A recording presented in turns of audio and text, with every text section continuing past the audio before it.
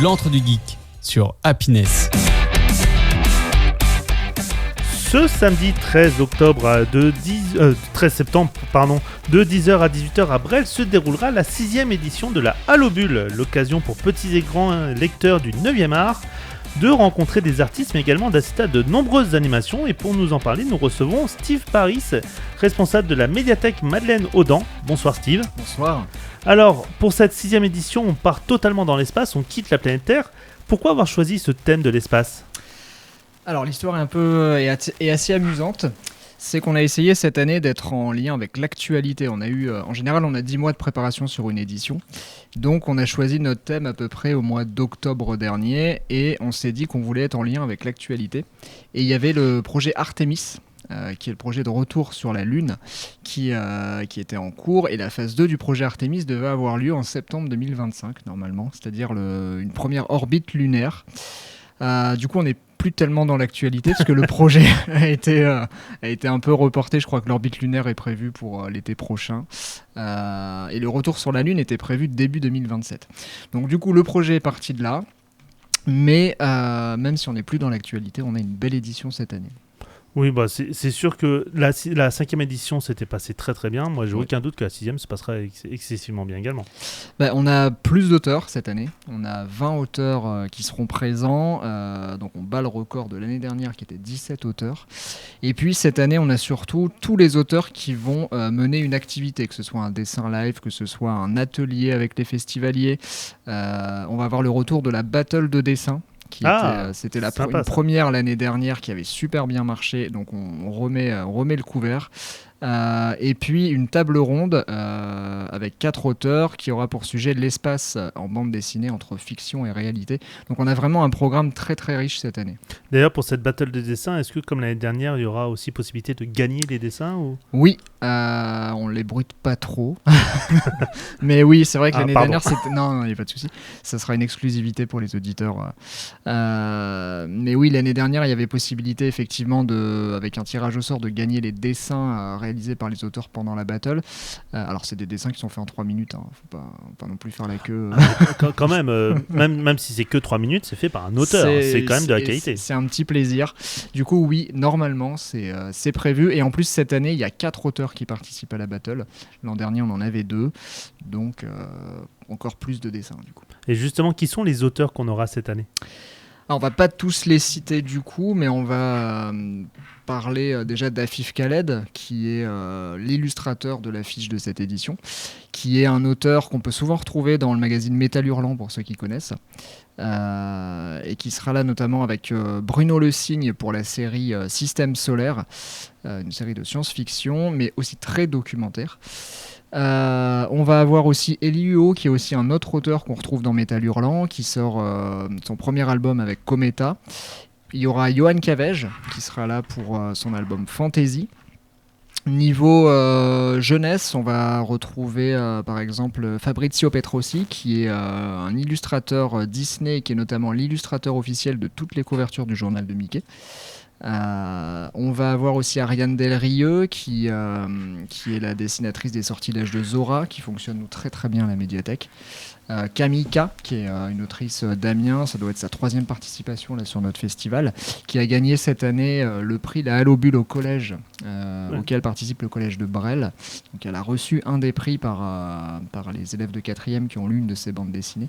Et puis aussi on peut citer François Gomez, qui est l'illustrateur de la série Castle Witch. Et du coup une exclusivité, il y aura toute fin en clôture du festival cette année. François Gomez passe à 17h en dessin live, et il y aura une vente aux enchères de son dessin live, et l'argent sera reversé à une association directement sur le festival, l'association Tombée du Nid. C'est beau, ça ouais. C'est une belle initiative. Donc un petit événement exclusif qui viendra clôturer le festival. Amis auditeurs, n'hésitez pas vraiment, c'est toujours une bonne action. Je me demandais, c'est pas trop difficile en fait de faire venir autant d'auteurs dans un si petit village ? Oui, c'est vrai qu'on n'a pas parlé. L'organisateur de l'événement, c'est la ville de Bresles. Donc la 6e édition, le festival a été lancé en 2019. Je pense que comme pour tout festival, les premières éditions sont toujours un peu difficiles, puisque surtout que les auteurs de bande dessinée sont très très demandés, ils sont quasiment tous les week-ends en festival. Donc il faut déjà quelques éditions. On peut dire que nous, là, ça commence à être plus facile, ça commence à aller mieux. Je pense que c'est pas un hasard si on a réussi à avoir 20 auteurs cette année. Après, ce qui est plutôt difficile, je dirais que c'est d'essayer de trouver des auteurs en rapport avec la thématique. Parce que quand on se lance sur une thématique, on ne sait pas si on aura suffisamment d'auteurs pour animer notamment leurs ateliers autour de la thématique. Donc on ne cherche pas non plus à avoir 100% autour de la thématique, mais c'est plus ça le défi. Cette année, ça a bien réussi, parce qu'on a quand même beaucoup d'auteurs qui sont vraiment en lien avec soit la science-fiction, l'astronomie, etc. Je vais dire que oui, c'est pas facile parce qu'ils sont très sollicités, mais nous, ça commence à être de plus en plus facile au fil des éditions, on va dire. Et justement, je me demandais aussi ça fait combien de temps que vous faites des thématiques comme ça ? Est-ce que c'est depuis le début ou ça... Le premier fil rouge, c'était 2022. On avait fait une édition autour de Billy Symphony, une bande dessinée de David Perimoni, un auteur amiénois. On ne pouvait pas vraiment parler encore de thématique, mais il y avait un fil rouge. Donc on avait vraiment des animations autour de sa bande dessinée et un ciné-concert en fin de journée. Et on a commencé vraiment la thématique à partir de 2023 avec la guerre des Lulus, avec Hardock et Régis Sautière. Et là, on a fait une thématique autour de la Première Guerre mondiale. Et c'est là où l'idée de la thématique vraiment précise s'est installée. L'année dernière, du coup, c'était le jeu vidéo. Et là, cette année, c'est l'espace. Ouais. Et vous avez déjà pensé à la 7e édition ou pas du tout ? On a quelques idées, mais il faut qu'on en discute parce que c'est un choix à faire en équipe. Et du coup, la difficulté, c'est notamment non seulement de trouver des auteurs, mais aussi de réussir à déployer une programmation derrière. Donc de trouver aussi des partenaires et des prestataires qui puissent nous proposer des animations autour de la thématique. Donc en fait, c'est pas uniquement... On a parfois des très bonnes idées de thématique, mais derrière, on n'a pas le programme. Donc là, il faut réussir à coupler les deux et on va en discuter bientôt après cette édition. Alors là, on va avoir des auteurs qui vont être là pour des dédicaces, bien sûr, mais j'imagine qu'il y a d'autres animations que juste venir faire des dédicaces. On a donc les ateliers des auteurs, comme je l'ai dit, à chaque heure, ça commence à 11h, donc vous avez à 11h et ensuite ça reprend à 14h jusqu'à 17h, vous avez un atelier d'auteur par heure. Toutes les heures également, vous aurez un dessin live, donc un auteur qui va dessiner et son dessin sera retransmis en direct sur écran géant. On aura à 14h la table ronde dont je parlais tout à l'heure sur la bande dessinée et l'espace qui sera animée par Alexandra Houry. On aura à 16h la battle de dessin qui sera animée par Loïc Devilliers qui est aussi auteur de bande dessinée et qui sera là en dédicace. Et en dehors des auteurs, on a aussi plein de partenaires. On va avoir les Savants Fous qui vont être présents pour proposer des animations scientifiques, mais ludiques et familiales autour de l'espace.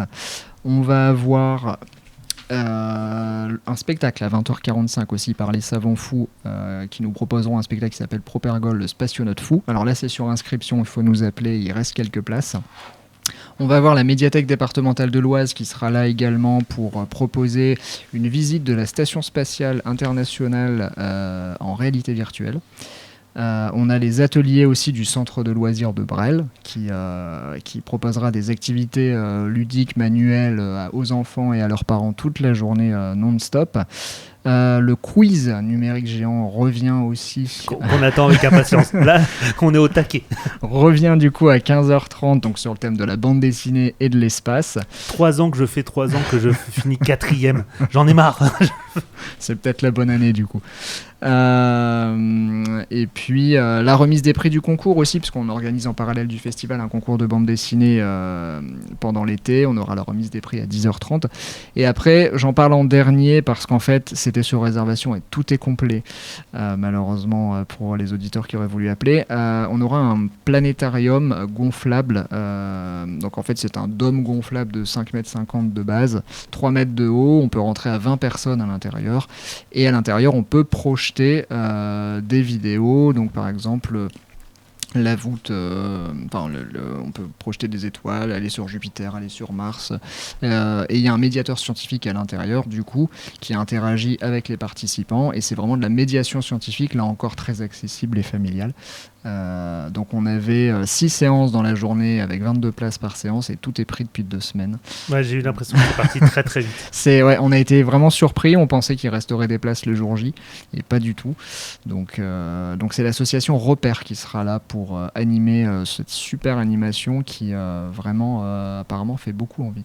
Il y aura également une autre animation, c'est aussi l'Antre du Geek qui sera là en direct du festival de 14 à 16h. Donc on sera là avec toute l'équipe, il y aura notamment Sabrina qui sera là. Il y aura Laura ou Baptiste, on est encore en train de choisir. Probablement Baptiste, le meilleur d'entre nous bien entendu. C'est ça, exactement.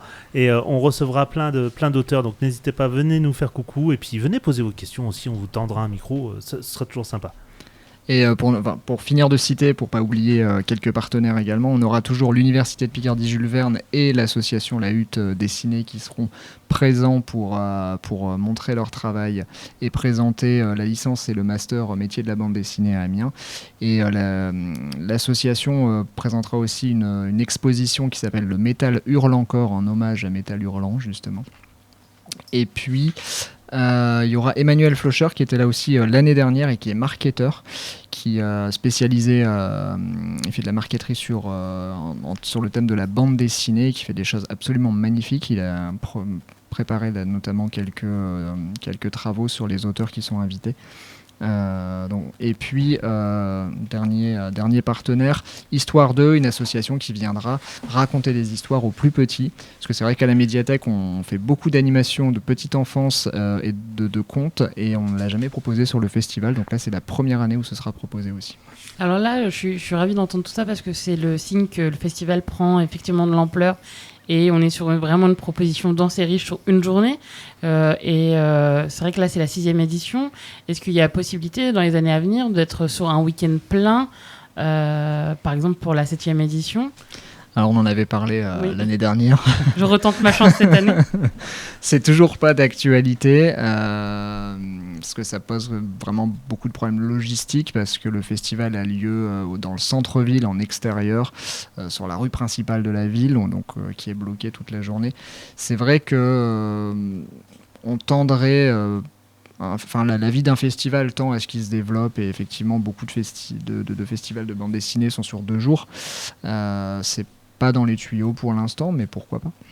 Sabrina, elle a envie en fait de passer un week-end à Brel, je pense. Oui, il y a plein de choses super à Brel, notamment la médiathèque qui propose toujours plein de choses. Et j'avais une petite question, alors pratico-pratique. Malheureusement, la météo a pas l'air d'annoncer du beau temps samedi. Est-ce qu'il faut prévoir un kawaii, quelque chose ? Alors effectivement, on a un plan B. On a un plan B en intérieur. Pour l'instant, on n'a pas encore pris de décision. On la prendra demain matin. On va essayer de voir un petit peu comment évoluent les prévisions. C'est vrai que c'est pas très agréable forcément d'avoir de la pluie en extérieur, même pour nos auteurs qui seront en plein vent. Du coup, on a un plan B en intérieur. On communiquera demain après-midi si jamais on change de lieu. Ce lieu, ce sera la salle Robert Gourdin, donc à Brel. C'est à 400 mètres en fait du festival. C'est vraiment très très proche. Donc on surveille la météo, et au moins si on passe en plan B, on sera au chaud, au sec. Tout le festival sera maintenu vraiment à l'intérieur du bâtiment, donc voilà, vous ne manquerez à rien et vous n'aurez pas froid. De toute façon, j'imagine que l'information sera relayée sur les réseaux et autres. Exactement, on relaiera sur notre page Facebook, Médiathèque Madeleine Audan, et notre page Instagram, sur le site de la ville de Brel aussi, brel.fr. Et sur la page de l'Entre du Geek, on en profitera aussi. Exactement. Et c'est aussi sur le programme. Pour ceux qui ont la chance de l'avoir entre les mains, la 4e de couverture, vous avez l'adresse qui est inscrite sur fond jaune en cas d'intempérie. Voilà, à la salle Robert Gourdin. Donc on rappelle, ce samedi, place du Lincieux, si tout va bien, ou salle Robert Gourdin, si la météo n'est pas avec nous, la 6e édition de la Hallobule. Vous aurez d'ailleurs, du coup, comme on disait, le plaisir de nous y retrouver en direct de 14 à 16h. Steve, tu restes avec nous pour la question déconnectée ? Sans souci. Oui. On se retrouve juste après ça.